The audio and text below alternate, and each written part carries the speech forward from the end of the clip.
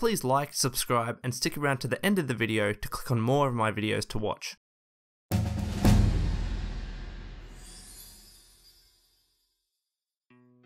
What's going on everyone, it's me Lone and welcome to Lone Gaming.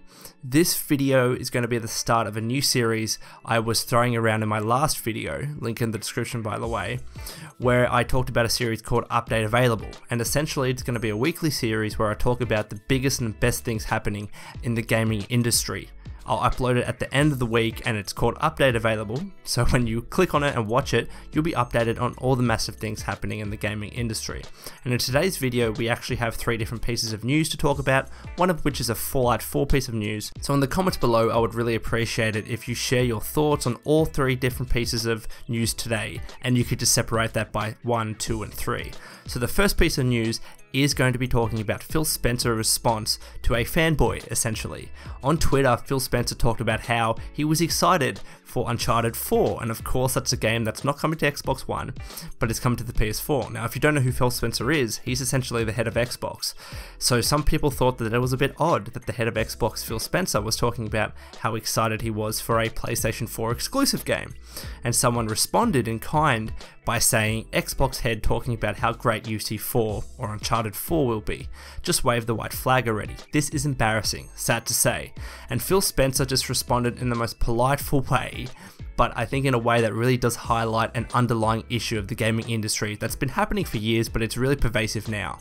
And he responds with, "We should all applaud when a team does something special. Those who hope for a team to fail due to platform aren't real gamers." And what Phil is getting at here is, look, stop being fanboys. Who cares whether you purchased a PS4 or an Xbox One? Stop the unnecessary fanboy wars. Stop bashing other people's console choice just because it's the opposing platform and just because you don't have that platform.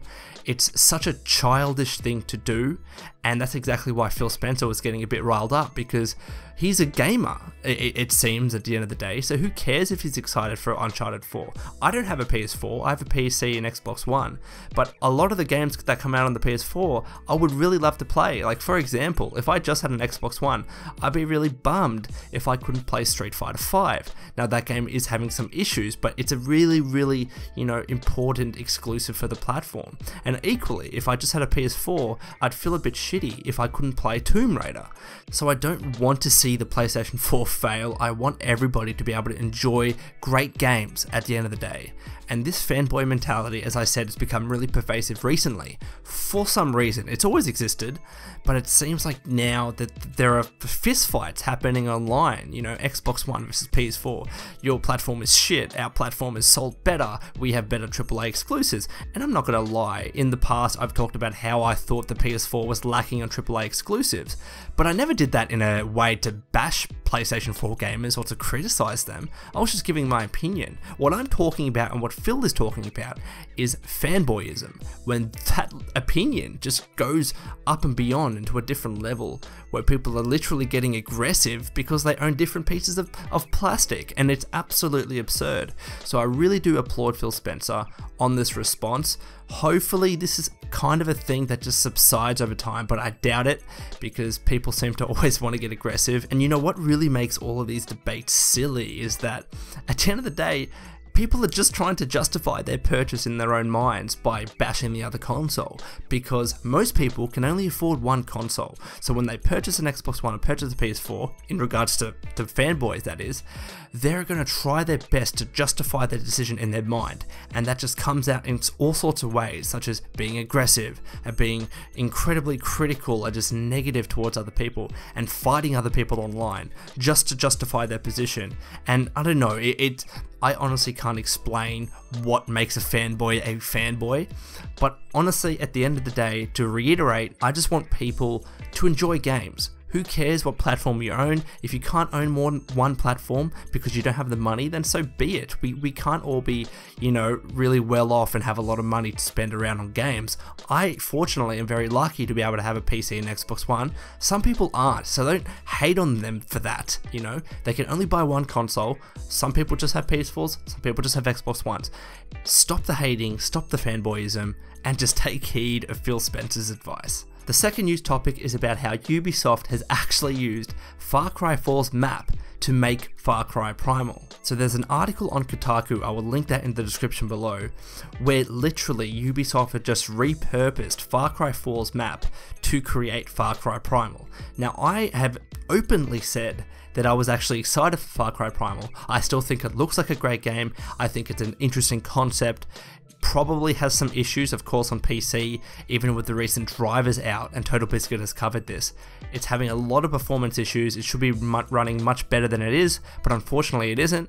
Matty has given his opinion about Far Cry Primal. He doesn't think it's the greatest game, and while I can't really talk to that because I haven't personally played the game, I believe on Metacritic, and while I hate Metacritic and, you know, scoring a game from 0 to 10, I think it's sitting on like a 78 or 79. So while, you know, I guess it's a solid game, it's not a game breaker, but the fact that they've just repurposed Far Cry 4's map, I don't know how to feel about that. I just hope that they would have had a unique map that wasn't just a straight copy and paste of the previous game.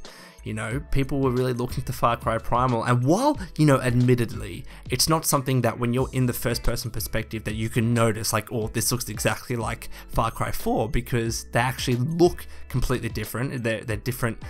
I was about to say different settings, but they have a different visual style to them. You know, Far Cry Primal is set in a really early era, so when you looked at the two side by side, they didn't look the same. But the point is that the map is the same, and I guess Ubisoft was hoping that people wouldn't notice. And I'm not angry about this. I've, you know, life is too short, and I'm not going to get angry about certain things and about video games. I've done that in the past, and that's a mistake I've made. But I was hoping that something like this wouldn't have happened, and it's kind of shitty to see that happen, because I think it does highlight a bigger issue in the gaming industry, where publishers and developers are just trying to spit out games and rush game development, and it seems that in order for Ubisoft to be able to spit out Far Cry Primal, they've needed to just repurpose Far Cry 4's map. And I'm going to assume, and I could be wrong on this assumption, but I'm going to assume that had they had more time in development, then they probably wouldn't have done this. But unfortunately that wasn't the case. Far Cry Primal's map is very similar from a top-down perspective to Far Cry 4. It is kind of shitty, but there you go. And the last piece of news is that Fallout 4 has actually got a reworked project which makes in-game objects more vibrant. The modder, who goes by the name of Hulk Hogan PL, has actually done a similar thing for The Witcher 3 in the past, and now he's actually done it again for Fallout 4. So on the screen I want to be showing you different pictures of this reworked project for Fallout 4, and there are a couple of reasons why I wanted to highlight this mod. First of all, because I think it's a cool mod, but second of all, and more importantly, it's really showcasing the skills and the passion and just the enthusiasm of the Fallout 4 modding community.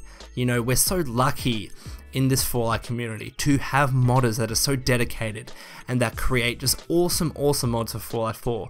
I have a bunch installed. I know like Nissan has like 150 to 200 mods, and I know people get on Bethesda by saying, oh, you know, they're leaving it up to modders to fix their game, blah blah blah. But let's put it this way, how hard is it to actually release a game to be moddable?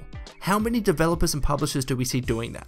Bethesda is probably one of the only cases that really push it and encourage modding of their games, and that's why the Fallout 4 modding community is as thriving as it is, because Bethesda supports it. They support it officially. Like, they literally give us the tool to create quest mods and great mods for Fallout 4 in the form of the GECK or the Creation Kit. And without it, we wouldn't get all of these great mods that we already have on the Nexus Mods website.